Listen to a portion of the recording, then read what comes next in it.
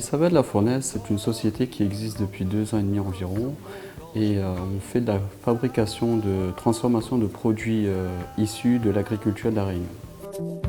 La méthodologie de travail, elle est simple. On achète nos matières premières avec des agriculteurs ou des intermédiaires qui sont très proches des agriculteurs. On travaille le produit après selon nos recettes et ensuite ils sont distribués chez nos clients.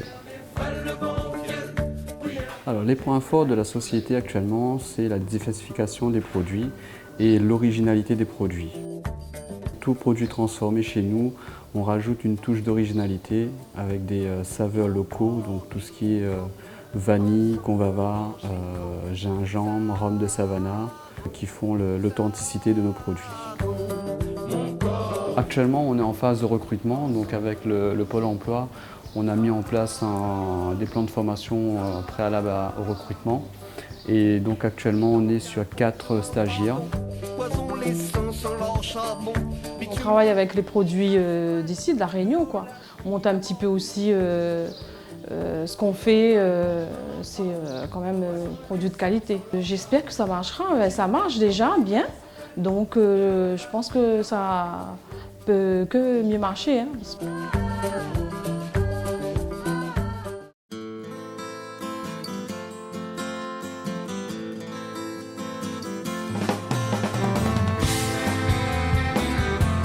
Je suis issu d'une formation agricole, donc brevet technicien agricole. Je n'ai pas le diplôme. J'ai eu envie de monter les Saveurs de la Fournaise par rapport à une expérience que j'ai eue avec ma maman.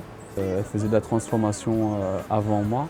Donc quand elle a arrêté, j'ai décidé de reprendre, de créer cette activité. Et aussi par rapport à l'envie de sauvegarder les produits de la Réunion, les produits terroirs. Le sport est pour moi primordial.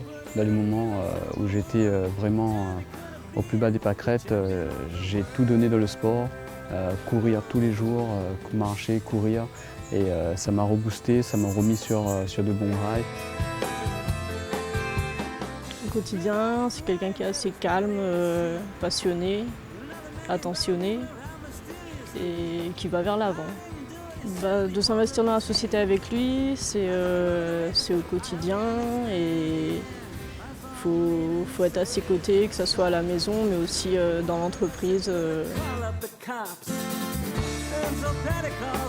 Le challenge créateur pour moi c'est un tremplin, c'est une étape incontournable de mon parcours à moi professionnel.